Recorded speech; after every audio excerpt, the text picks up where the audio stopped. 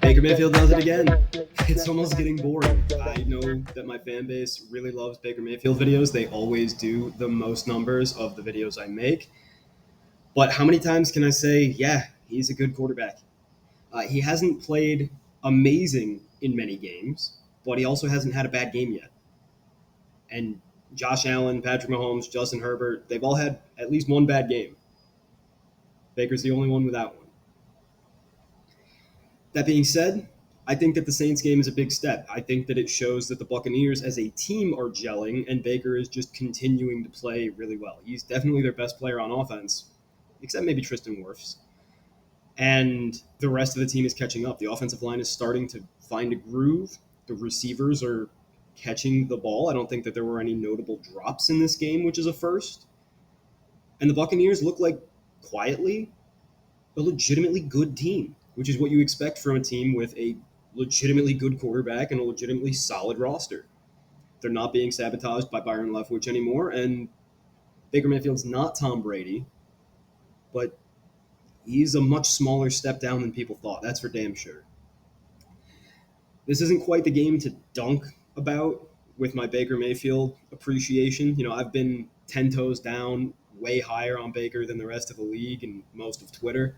You'd like to come out after an A-plus game with your dick on the table and say, like, come on, give it up. But unfortunately, all Baker Mayfield does is turn in A- and B-plus games. Woe is me. That's a really good problem to have. We don't need to talk anymore. Let's just watch some film.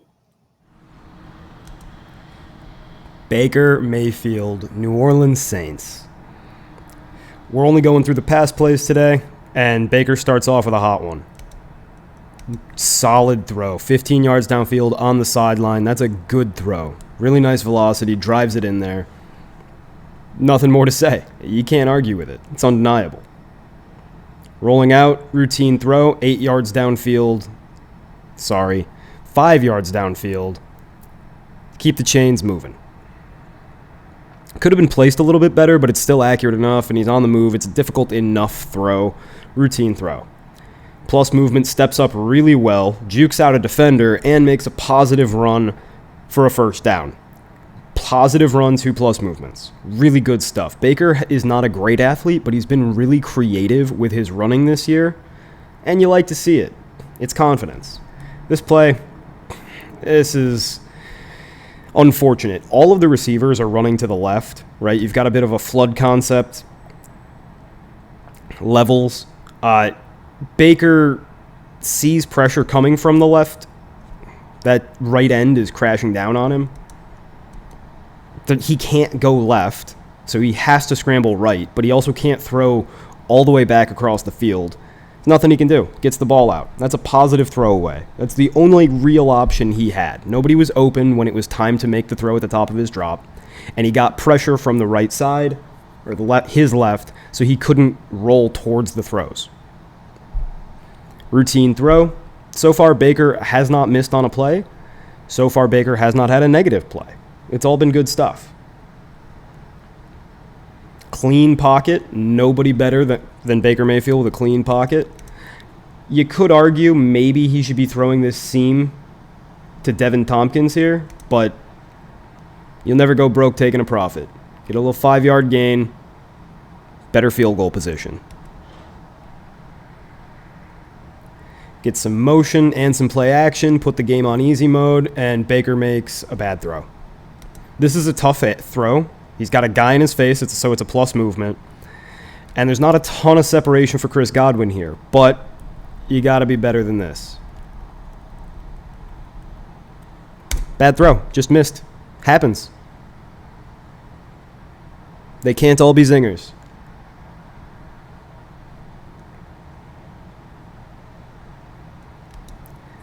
Baker does a really good job here of not getting scared by pressure. Watch this.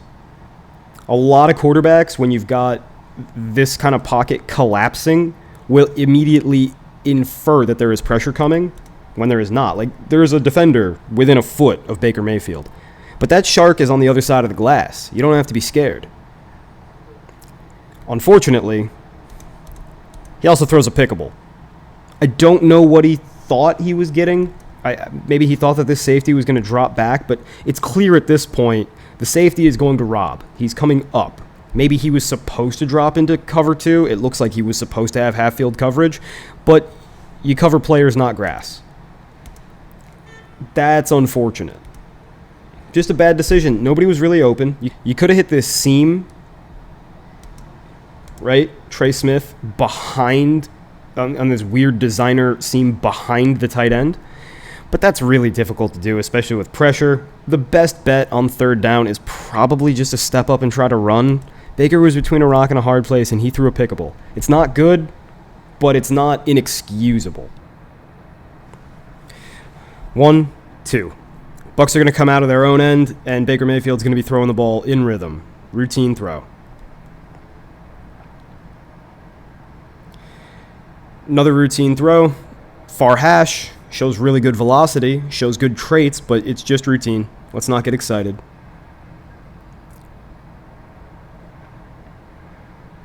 That's a handoff. Don't know why that was counted as a pass.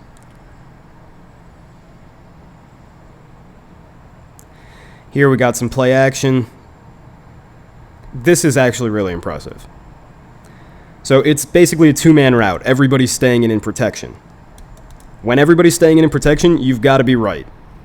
You can't, your wide receivers can't be kind of getting open. Now here, I would have actually preferred that Baker Mayfield throw the ball to Godwin. Godwin is wide open. Godwin has a lot of yak on the table for himself.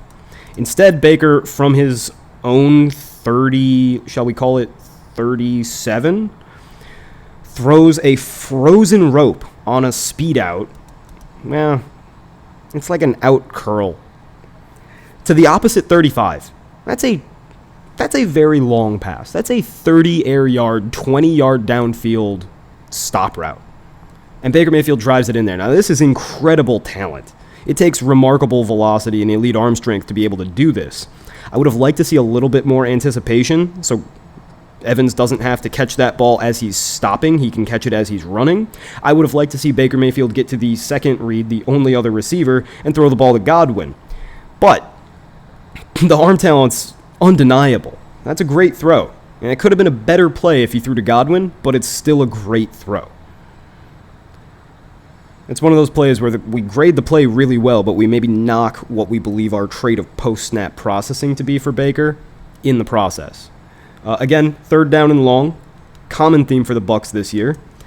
Baker wants to throw to Mike Evans at the bottom of your screen, but he's going to be basically double covered. Nobody's really open, because if you throw to Godwin, the same guy who's double covering Evans is going to tackle him before the line to gain. Instead, Baker takes off. He sees that he's got a blocker out there. Seal the edge. Positive run. Really good play. Plus pocket movement. Great processing. And really maximizing what athleticism he does have. I'm kind of upset because I saw Chase Daniel on the Athletic podcast saying Baker Mayfield's not creating as he throws a routine pass. And his offense was really boring because it was just Baker Mayfield executing simple plays. I couldn't disagree anymore. We've seen on this drive alone, Baker Mayfield is extending plays with his legs. He's throwing the ball downfield. I think he's playing really well and creatively. Now here, I included this play even though there's a DPI because this ball is perfect. If Mike Evans doesn't get tackled mid-route right here, this ball is lofted and perfect, and it would be a touchdown on a solid throw. It's tough to grade that because there's a lot of extrapolation involved, but Baker ain't missing. Here, this is another run. I don't know why they consider this a pass in the box score. I think that it only makes stats less useful, but is what it is. I just don't understand how you could possibly throw an incompletion there, and therefore I don't think that it should be a pass. Here, through pressure, getting hit, Baker makes a good read and fires the ball off to his dump-off receiver, his running back, and Rachaad White makes him right. It's a routine throw, but it's a plus pocket movement.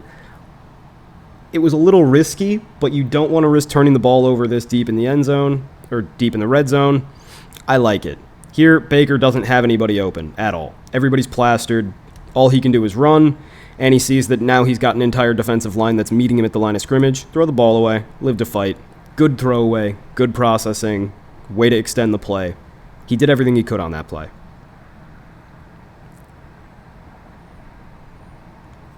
Here, Baker's got a blitzer right in his face. They just didn't pick it up. The protection was wrong. And Baker with an awesome plus pocket movement. Another awesome plus pocket movement to understand he's getting wrapped up and still have the wherewithal to make the throw. And then the throw to the open receiver for a touchdown while he's getting murked. This is 3 plus pocket movements and a pedestrian throw all in one play for a really good play. Watch this pocket navigation. Before this year, I heard a lot of people talking about Baker Mayfield having a high pressure to sack rate. It's not on him. That's a great job of navigating the pocket. Awesome drive, and it ends in a touchdown, justifiably so. This game is getting a little bit out of hand, so the next few drives are all going to be combined into one for me. Routine throw, staying in rhythm. The Buccaneers don't get a lot done on these next few plays, and that's why I'm condensing these drives. Not Baker's fault. There's another routine throw, trying to move the chains.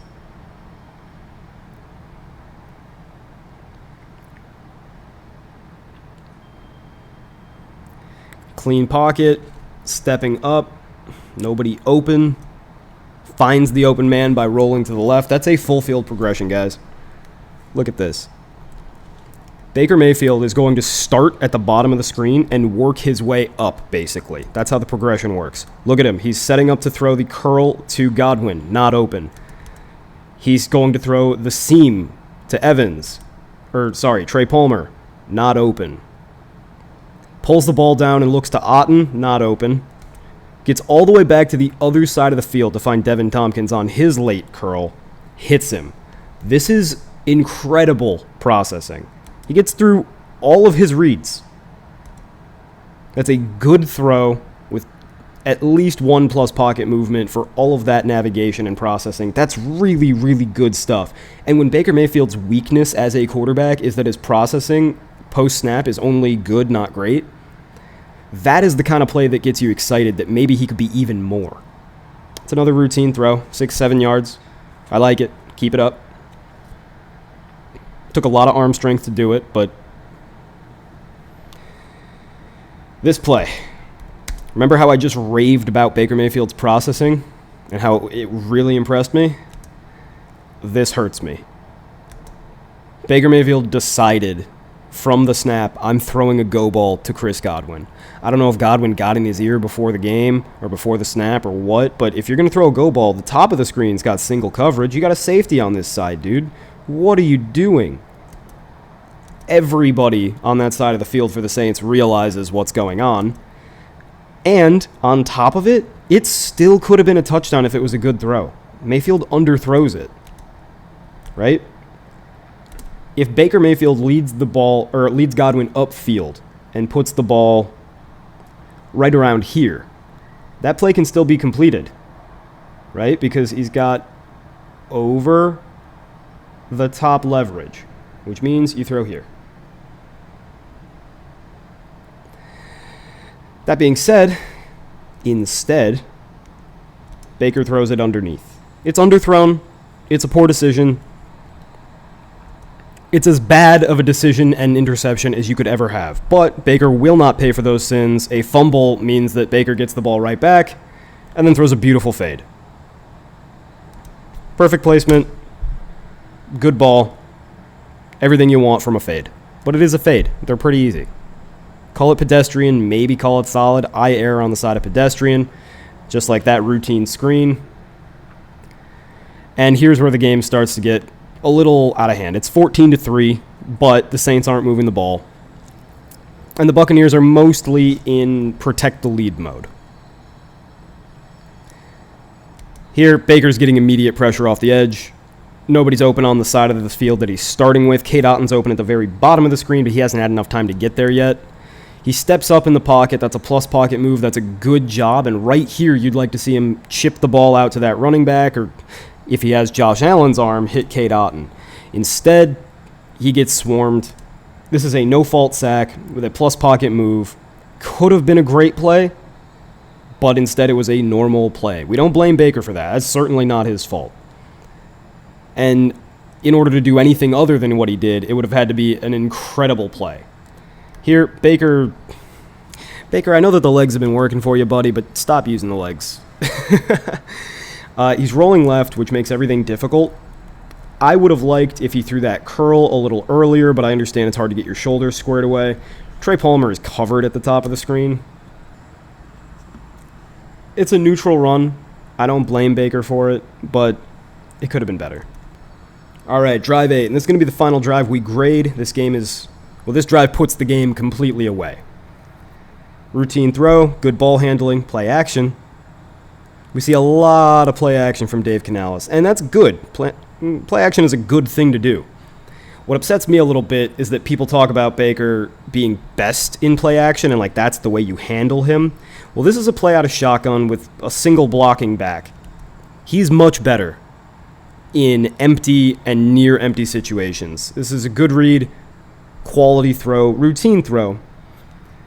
But I think Baker is at his best when you take the running back out of the equation. I think that he was effective in play action in Cleveland simply because that's all Cleveland could do. Now here, Baker's looking to the wrong side of the field in my opinion. I think he should be looking to the bottom where that speed out is open, but what a throw. Understanding the leverage, gunning the back shoulder in there, and giving his star receiver a chance against a decent cornerback. That is a solid throw. Incredible velocity, good job. Honestly, a creative idea. And then here, more Baker creation. The play doesn't work. He's at the top of his drop right here and nobody's open, right? You got a seam coming out on the bottom of the screen. That's not going to be open. You got a safety over the top of it. You got a curl to the bottom. Nah. Baker should have thrown that curl. Curl turns into a zig. Baker held onto the ball a little too long. Baker makes up for it. Finds the slant anyway, so a pocket move and a pedestrian throw, and Chris Godwin makes him right. If he had thrown it a little bit earlier, it probably results in the exact same play without the plus pocket movement, and I give him a solid throw. Here, fade to Chris Godwin. Don't love the play call. Hard to complain about the placement. We'll call it bad because Chris Godwin catches most well-thrown balls, but hard to complain about the placement.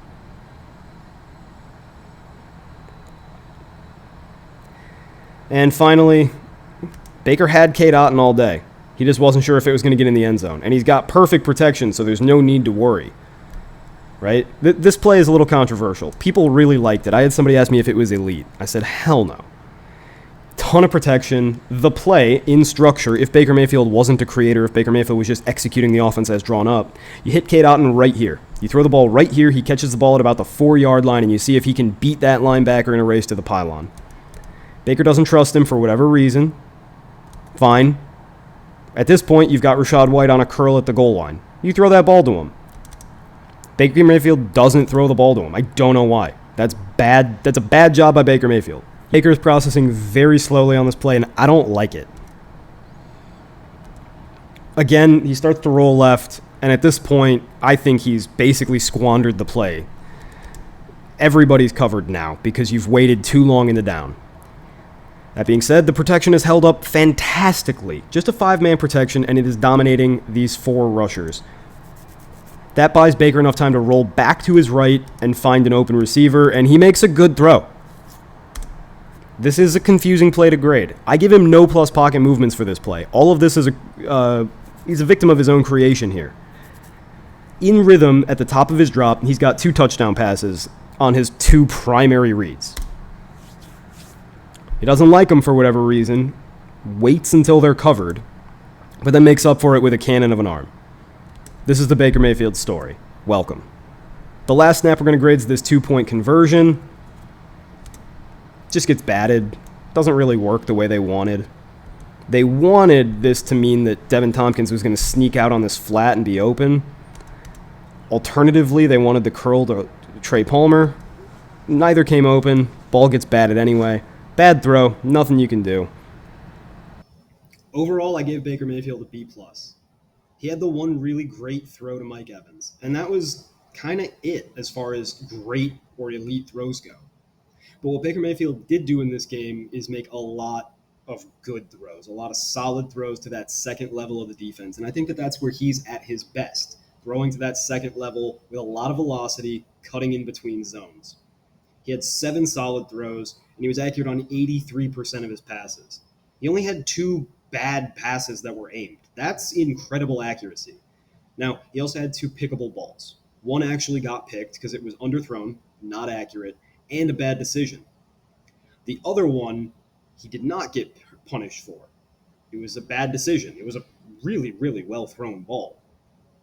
But Baker Mayfield didn't notice the robber safety, and he didn't do enough with his eyes to hold the robber safety off. There's a way that Baker Mayfield could have made that throw. It would have had to be a no look or something where he really pulls the safety away from the play. But alas, Baker Mayfield didn't take any sacks he shouldn't have. He didn't have any runs he shouldn't have made, and he was incredible navigating the pocket with 19 positive movements or manipulations in the pocket. He had a few plays where he had 3+ pocket movements all in one play. That's really, really good. And that's been one of the themes of Baker's season. Baker Mayfield has 69 positive pocket movements on only 137 graded dropbacks this year.